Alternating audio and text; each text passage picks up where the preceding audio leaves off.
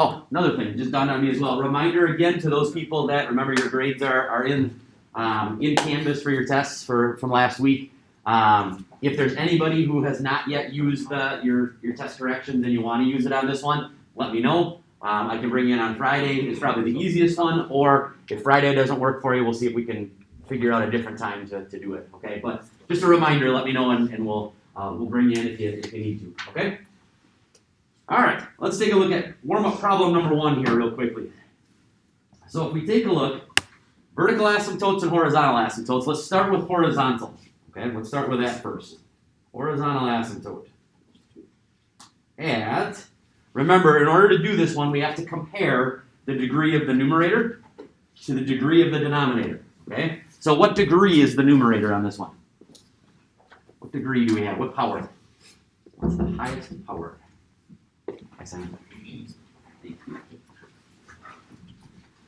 What's the highest power we have on the numerator? What do we have? Cal? 2. On the denominator, we have highest power is 2. 1 in the numerator. Yep. So as you're looking at the numerator, we've got x to the first power is the highest power we have. In the denominator, I've got x squared. So the second power is the denominator. And therefore, if you're kind of looking at your green sheet here that I gave you, you're looking at, is this top heavy, meaning the degree on the top is higher, bottom heavy, or is it a tie? Okay? And in this case, it turns out that it is bottom heavy. Okay? You got 2 on the bottom, only 1 on the top, which means where do I have a horizontal asymptote then? Anytime it's bottom heavy. It's always at y equals what? 0. Yep. So y equals 0, the x-axis, is your horizontal asymptote. Anytime it is bottom heavy. Okay?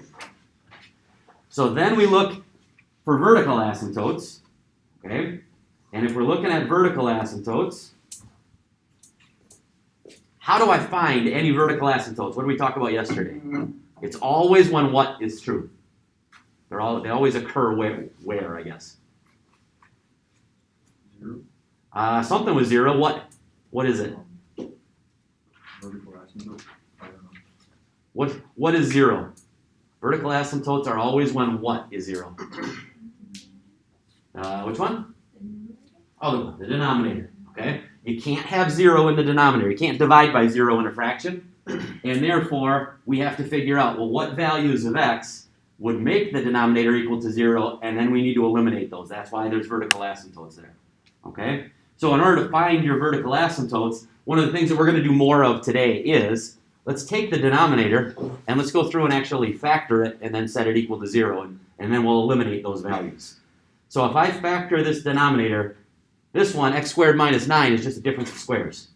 Okay? Just a difference of 2 squares. So if I factor that, I would factor it into x plus 3 and x minus 3.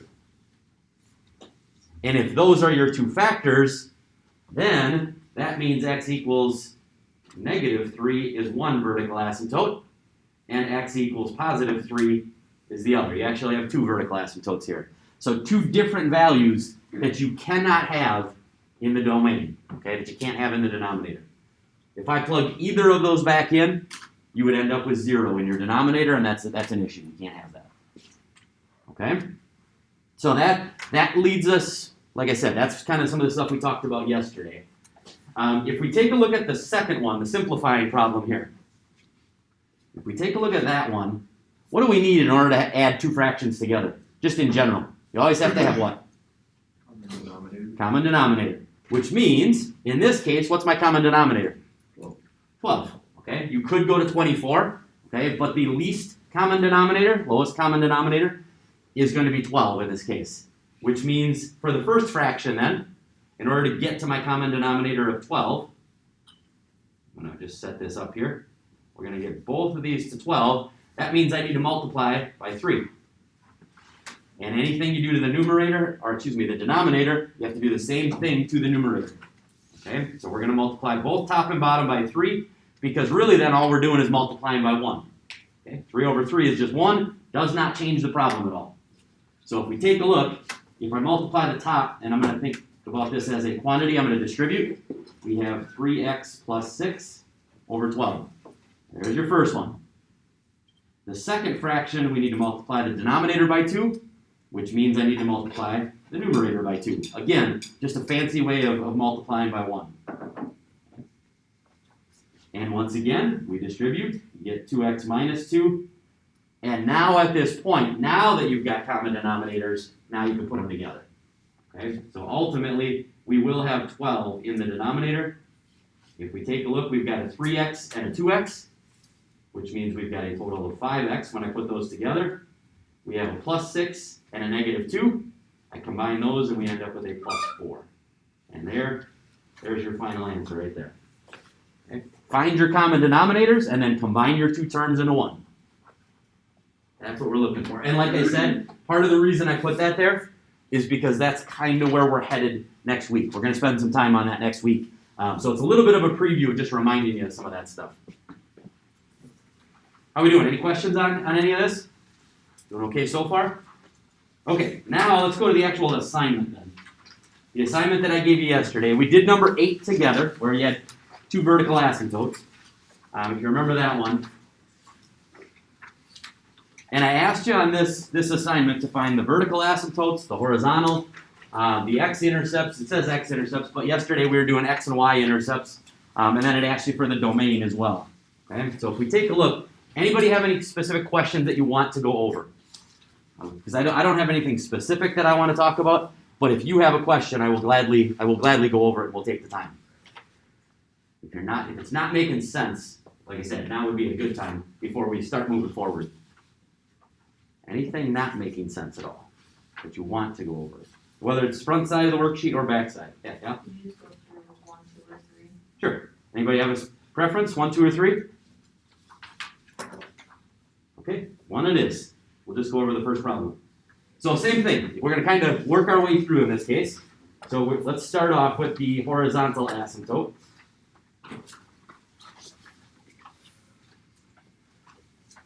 And again, anytime you're checking the horizontal asymptote, you're comparing the degrees. Okay? In this case, let me try to blow this up a little bit. Are we top heavy, bottom heavy, or is it a tie? In terms of degree. Tie. Tie? Why do you say tie? What's the degree on the top? 1, How many x's do I have in the top? 0. There's your degree. So if you don't have a value of x, remember, degree is always what power of x, what power is the variable raised to. In this case, since there is no variable in the numerator, that's degree 0. In the denominator, we have degree 1 again. So once again, this one, just like the warm-up, this one is bottom heavy again, which means we have a horizontal asymptote at y equals 0. Okay? So I'm going to put that in right away. I'm going to put a little dotted line there. There's my y equals 0. So there's our first part. Vertical asymptote.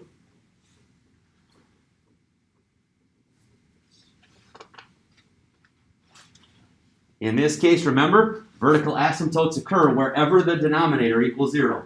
Okay, we can't have it. So in this case, this one should be fairly obvious. What's the value of x? X equals what, Elias? 4. Yep, x equals 4. We've got a vertical asymptote at x equals 4, because if I plug 4 in, I'll end up with 4 divided by 0. Not allowed. So we put a vertical asymptote at x equals 4. There's that.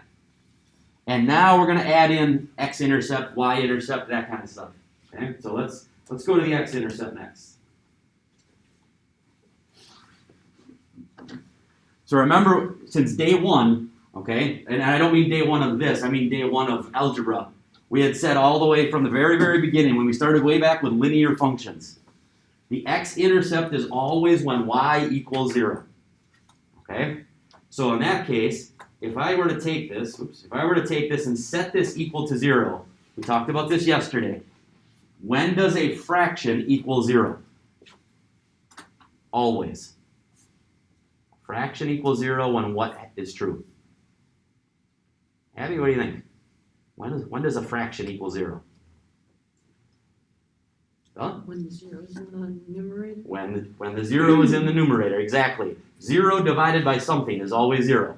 Okay? So if the numerator equals 0, that's when you're going to have your x-intercept. Well, in this case, and this one's a little bit tricky because it just is different, but when will the numerator equal 0? It won't, right? It's always going to equal 4 because there's no value of x or anything that we could plug in that would make it equal to 0.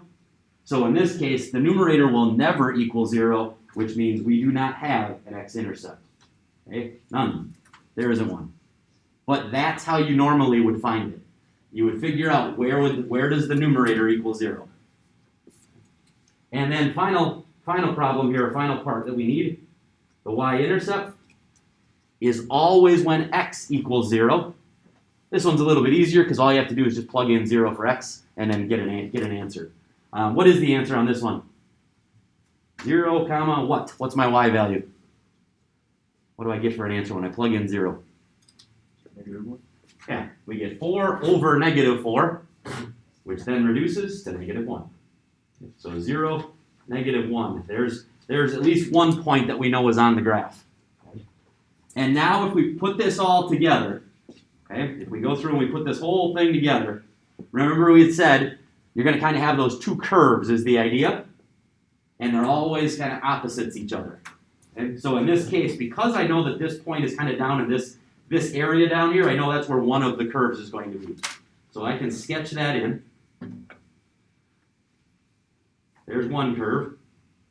And if that's where one of the curves is, then we know the other one is diagonal from that, and therefore the second curve will be up here. And there's what your graph should look like. Using your horizontal asymptotes, your vertical asymptotes, using all the information that you find to put it on the graph and kind of sketch what you're coming up with.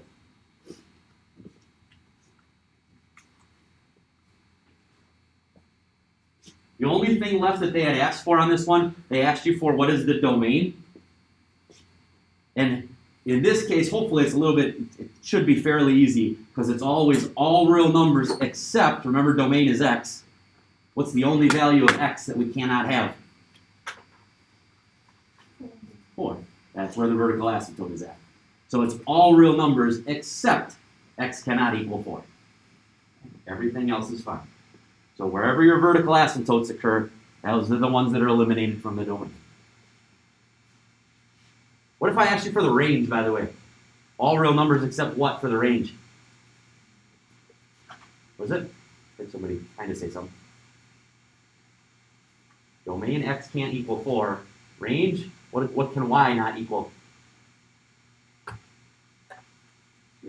0. That's where your horizontal asymptote is at. Okay? So range on this one would be all real numbers except for 0 because that's where your horizontal asymptote is located. So that's pretty much a little bit of everything that we talked about yesterday. A little bit of everything that we talked about yesterday. Anything else you want to go over before we move into today and some of the examples and stuff today? I did give you the answers, so you do have the answers to that attached to your assignment. That assignment that I gave you yesterday is due by tomorrow. Okay, I always give you two days to get the assignment done. So that assignment is due by tomorrow, so you want to make sure you go back, finish the rest of these problems up, identify the important features of the graph. The graph and the important features of rational functions is the main idea of this week.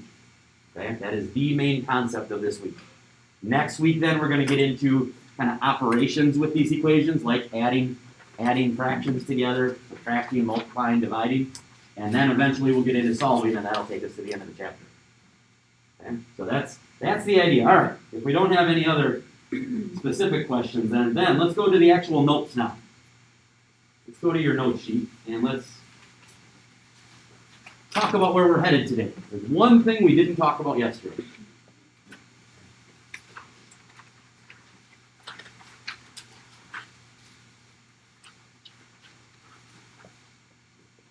So remember that the general form of a rational function, remember rational numbers, rational means fractions, okay? Anything you can turn into a fraction. So now we're dealing with a fractional equation is basically what we're talking about, okay? Where we have p of x, the numerator, is some expression. Could be linear, could be quadratic, could be cubic, okay? But usually some expression. And same thing with q of x. And we've already talked, the denominator cannot equal 0. So that's why it says q of x cannot equal 0 there. In this lesson, we're going to see one other item that we didn't do yesterday. Sometimes there's going to be a hole in the graph that's missing. Okay, and we're going to talk about how do you know if there's a hole in the graph, and if there is, how do you locate it where it actually is? Okay, because sometimes that's what's called a removable discontinuity. Okay, the idea is that there's one little point that gets removed from the graph. It's kind of like a special case. So let's take a look. So a reminder, so really the only thing I'm adding in today is basically step number 2. We didn't do a lot of step number 2 on your green sheet from yesterday, where you're actually factoring and identifying the holes, because I didn't give you any. I didn't want to worry about that yet. Okay? We had enough to deal with yesterday otherwise. So that's the one thing we're adding in today. So let's take a look. Example number 1. Let's do a couple of these examples together, and then I'll give you a couple to do on your own and to make sure you're understanding. So let's start with the horizontal asymptote. Same thing we were talking about before. Okay? Compare the degrees. Top heavy, bottom heavy, or tie on this one? What do we think? Mary Jane, what do you think? Bottom heavy, top heavy, or tie? Bottom heavy, right. We've got a quadratic on the bottom. We've got a linear function on the top. So it is bottom heavy, which means I have a horizontal asymptote at y equals what? 0. Yep. Anytime it's bottom heavy, y equals 0. So I'm going to put that on the graph.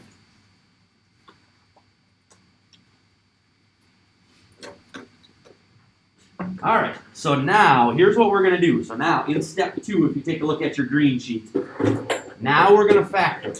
Okay? And this is what we didn't have to do yesterday because they were a little bit simpler. So now we're going to go through and we're going to take a look and we're going to factor this. The x minus 4 that's in the numerator, there's not a lot I can do with that. X minus 4, there's nothing I can take out. No greatest common factor, so that I'm going to leave alone. So we're going to have x minus 4 over something. The denominator is something I do need to factor. So let's take a look. Let's go back to our factoring here. Remember, it's kind of a 3-step process is really what we're looking for. We start off with factors of your first term. So 2x squared means we've got 2x times x. Then we go to factors of your last term, which is either 4 and 1 or 2 and 2. Okay? Somebody tell me how I know it's not going to be 2 and 2 just by looking at it. See if we can figure this out. I'm very aware that I know it's not going to be 2 and 2. Anybody know why?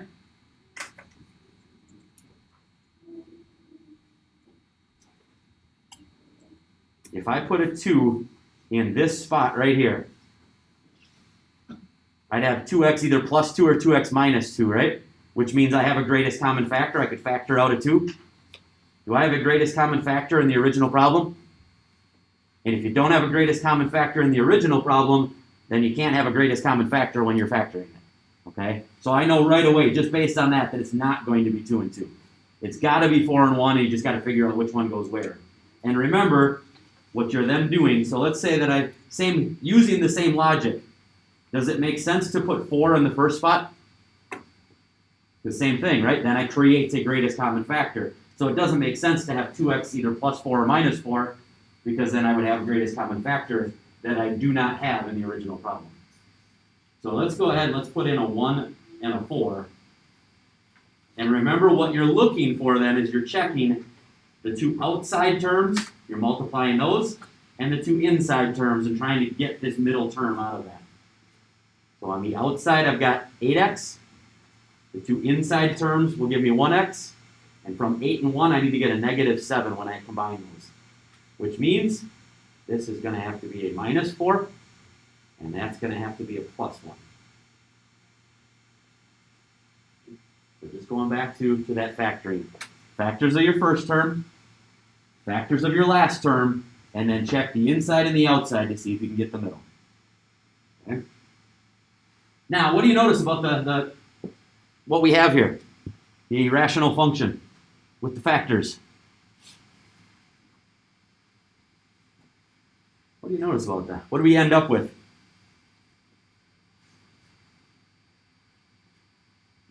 super talkative. We got an x minus 4 in the numerator, and we've got an x minus 4 in the denominator.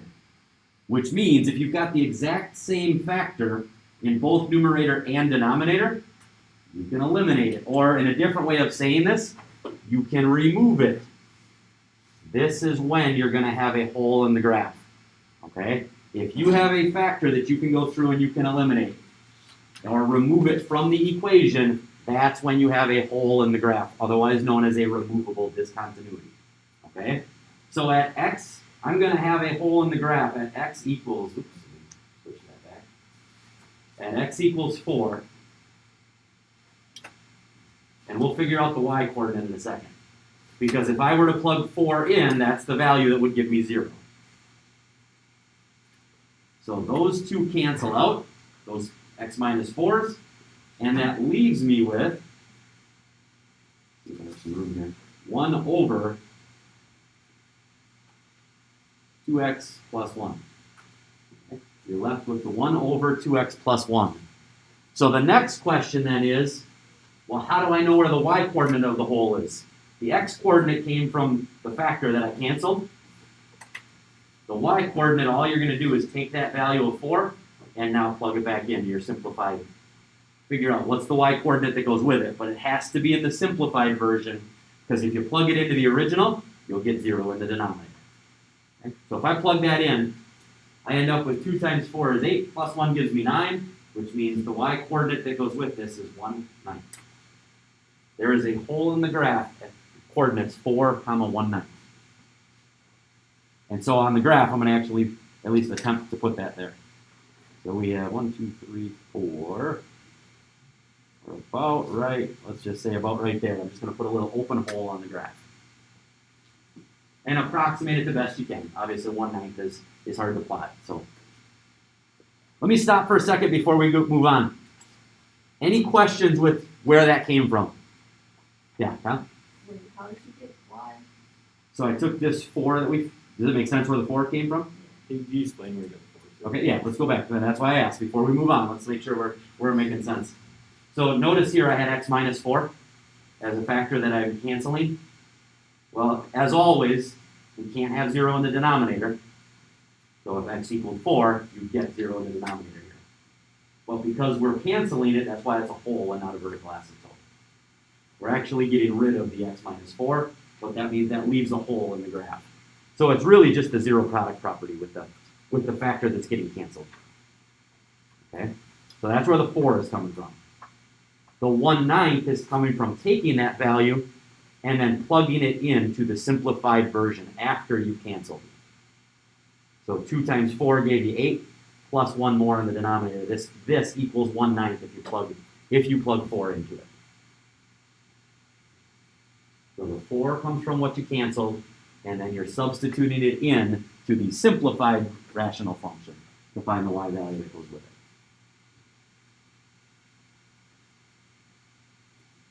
All right, so then let's keep going. We'll do another few examples of this to make sure you're understanding where the holes are coming from. Vertical asymptote is always when the denominator equals 0. Well, we've already eliminated part of the denominator with the hole. So now we just look at the result. The 2x plus 1, whatever's left over, still can't equal 0. So if I were to take that 2x plus 1 and set it equal to 0, we just solve for x. I have a vertical asymptote at x equals negative 1/2. And that's where the denominator would equal 0.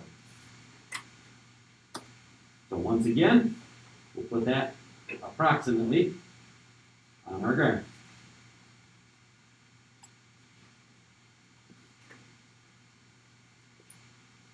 Any questions about that, where the negative 1/2 is coming from? I know I didn't show any work.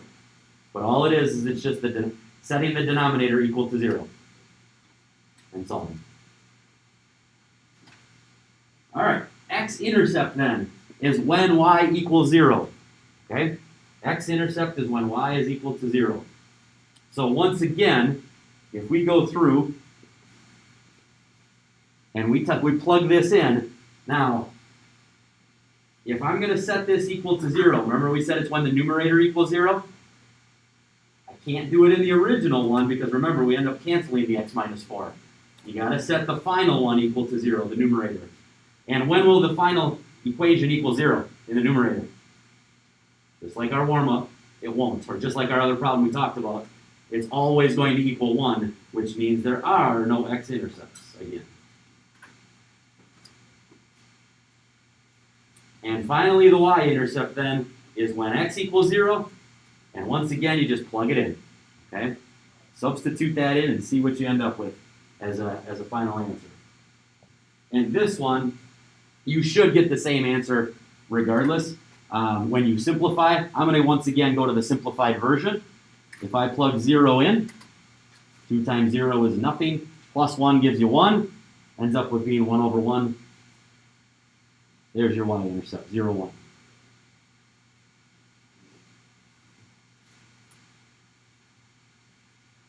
And even if you plugged it into that one, even if you plugged it into the original, you should get the same answer. You should get positive 1. And now we sketch. The horizontal, vertical asymptotes, the points that we found, should all guide you in terms of where the two curves are located. So in this case, because I've got an actual point and then a hole in the graph in this area, I know that's where one curve will be, and therefore the other curve will be down here. So if we start sketching this in, here's what we would end up with.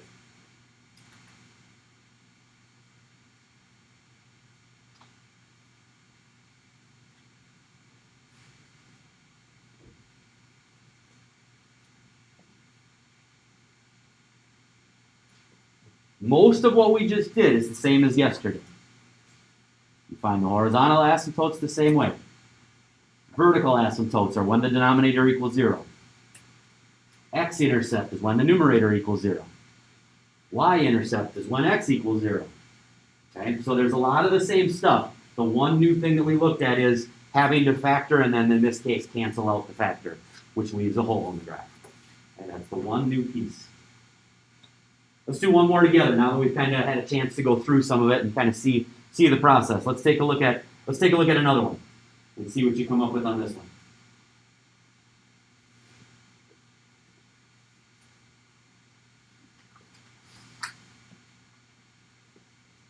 All right, first off, horizontal asymptote. Top heavy, bottom heavy, or a tie?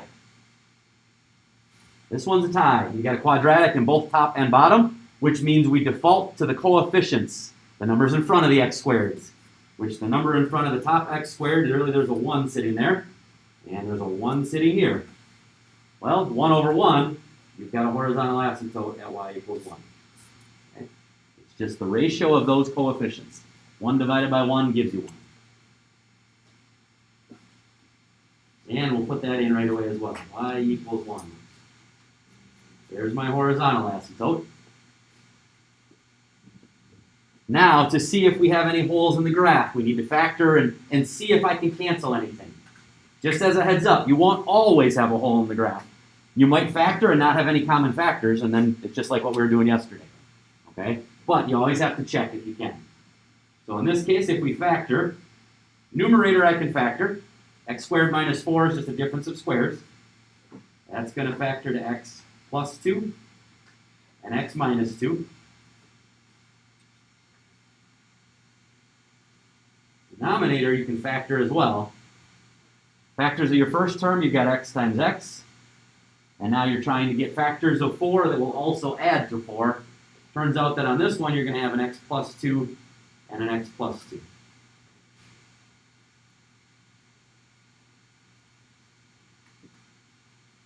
So do I have any factors that cancel?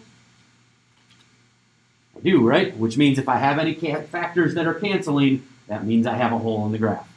Okay? So the hole in the graph, the x-coordinate, is again, think of the zero product property. Where would it, had it not canceled, where would it have equaled 0? At x equals negative 2. So I know I've got a hole at negative 2 comma something. We'll figure out the something in a second. The x plus 2's cancel, which means we're left with x minus 2 over x plus 2. And now, that's where we're going to find the y-coordinate. take your x-coordinate of the hole that we just found and plug it into the simplified version of our rational function. If we take negative 2 and I substitute it into the numerator, I get negative 4. If I substitute it into the denominator, I get what? 0. So we actually have, there's kind of a, we still have an issue on this one because of the fact that we actually have kind of a hole that's also on the vertical asymptote. So therefore, I'm not even going to worry about this because ultimately, you're going to still have, even with the simplified version, you're going to have a vertical asymptote at x equals negative 2, which will automatically take care of the hole that would have been located there. So x equals negative 2, we have a vertical asymptote.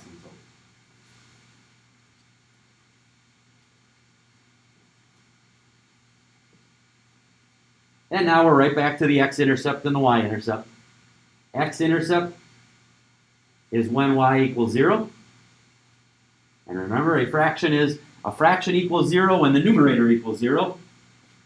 Well, in this case, the numerator will equal 0 at x equals 2. If you plug 2 into that simplified fraction, you get 0 in the numerator. You get 0 divided by 4. So let's put that point on there. And y-intercept is when x equals 0.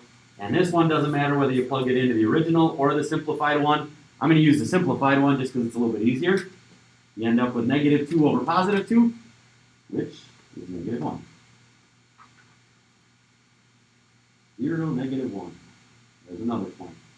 And now, once again, we've got a vertical asymptote, a horizontal asymptote, and some points to kind of guide us as we sketch this graph. I know that part of the graph, because of these points, are going to be right here. And I know the other part are going to be right there. How are we doing? Starting to make some sense? Starting to get the idea? Okay, let's check and see where you're at. So what I want you to do then is example number 3 here. I want you to try the next one and just see where you're at, and if you have questions, that way you can ask those questions. Okay? And then we'll come back together and summarize this one and see how we're doing. Find all the stuff that we've been talking about. One second.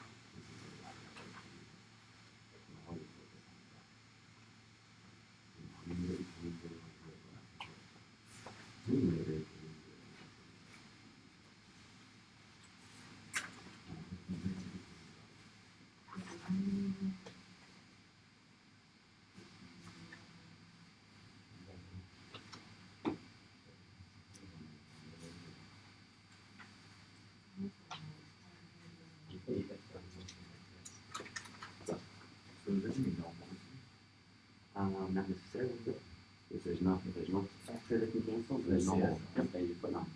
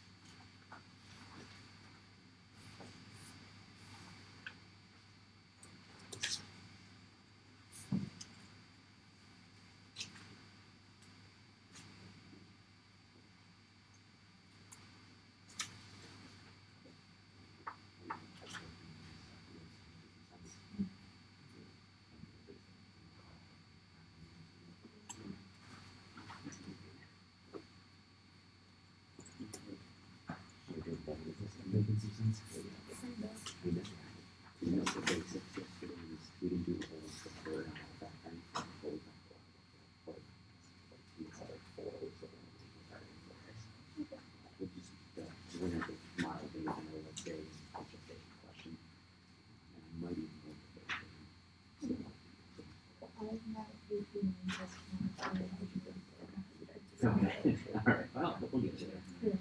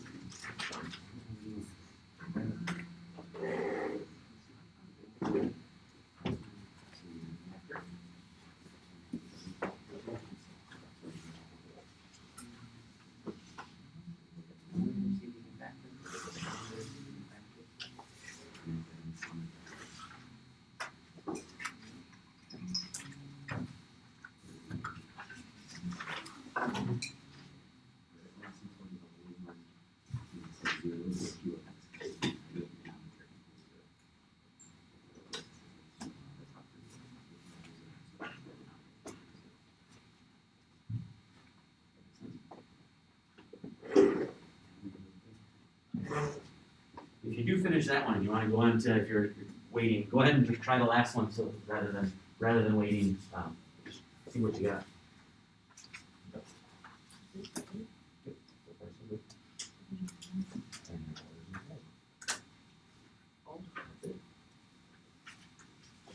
Let's take a look. Because I think most people seem to be on the right track. It looks pretty good as I was coming around. Horizontal asymptote. Linear on top, first degree. Quadratic on the bottom, which means it's bottom heavy. So therefore, horizontal asymptote at y equals 0. There's your first one. Then, in order to find the whole, if there are any, remember we factor and look for factors that will cancel. Okay? So in the numerator, there's nothing you can do with 5x plus 1. You can't factor anything out. There's nothing to do there. So we're going to leave that one alone. That's going to stay as 5x plus 1. Denominator is a difference of squares, so we can factor that to x plus 1 and x minus 1. And the question that I have for you then is, do I have any factors that cancel? I don't, right? I mean, it's kind of close. You got a 5x plus 1 and an x plus 1, but if they're not exactly the same, they've got to be the exact same factor. Otherwise, they do not cancel. And so if they don't cancel, that just means there's no hole in the graph. So in this case, none. There aren't any. And you just keep moving through the process that we've talked about. Vertical asymptote is always where the denominator equals 0. Okay? Can't have 0 in the denominator, and therefore we figure out, well, what values do we need to get rid of then? So if you look at your factors, you're just doing the zero product property. Here we got a problem at -1. Here we've got a problem at +1. So I've got 2 vertical asymptotes on this one. X equals 1 and x equals -1. So, you put those in the graph. X-intercept in this case, when y equals 0, and as we've talked, a fraction will equal 0 when the numerator equals 0. So if I take this 5x plus 1 and I were to set it equal to 0 and solve, subtract the 1, divide by 5, I end up with -1/5, comma 0. So we're about right there. Okay, that's not what I meant. I put it in the wrong spot. Ignore that. -1/5, 0. There we go. And finally, y-intercept is when x equals 0. So if we plug 0 in and we just get an answer, in this case, again, you can plug it in wherever. You can plug it into the factored form. You can plug it into the original one. You should get the same answer. It turns out that this one actually would be a little bit easier if you plug it into the original, because x squared being 0, that'll go away. You're left with -1. 5 times 0, that'll go away. And there's basically what you're looking at is +1 over -1. Meaning, you're going to have -1 as your solution there. Okay? And so now, this one's a little bit tricky because you've got 2 vertical asymptotes, and you can see that there's some stuff going on here that we're not quite sure of what's happening. So this one is one where I'm going to go to Desmos and just kind of double check. Okay? Just so that we have it. And if we take a look on Desmos, what did we have? We had, what was it, 5x plus 1, right? divided, oops, that's not what I wanted. I'll put in parentheses. 5x plus 1 divided by x squared minus 1. And there's what your actual graph looks like. So if you notice, you still have the two curves, okay, like we normally do. But in the middle, it actually kind of is almost like that S-shaped curve, almost like a cubic function kind of. Remember we had said vertical asymptotes, the graphs will never cross. Horizontal asymptotes, it's possible that they could cross kind of around the origin. Here's one of those scenarios where it is possible that it does happen to cross. Okay? So, if we just go back to our graph, what's actually happening here then is, there's one graph, here's the other graph, and in the middle we had something that was looking like that. That's kind of what was going on. Okay? Alright, so here's the plan.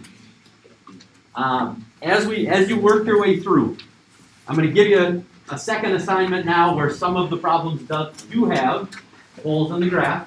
Okay, some of them won't, some of them will.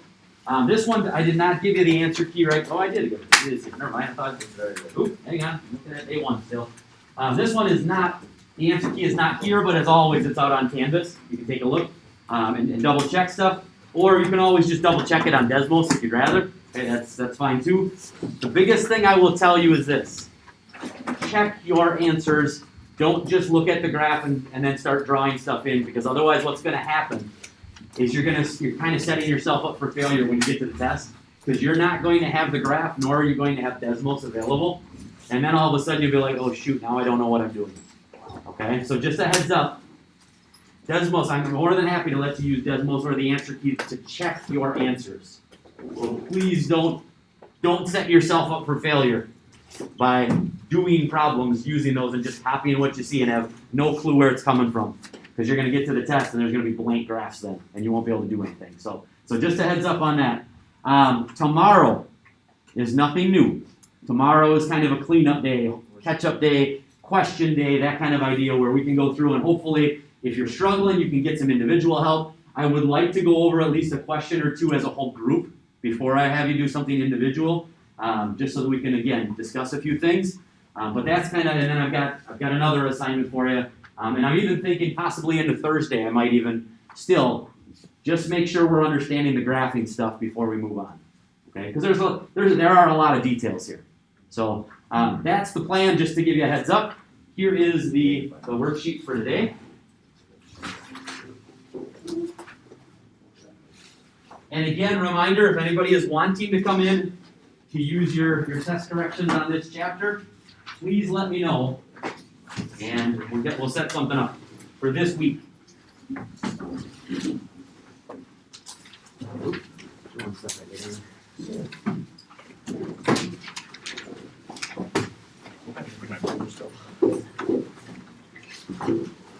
Once you have the assignment, you check it out.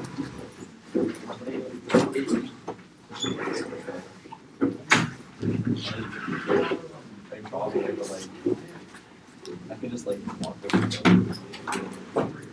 Sure. Yeah.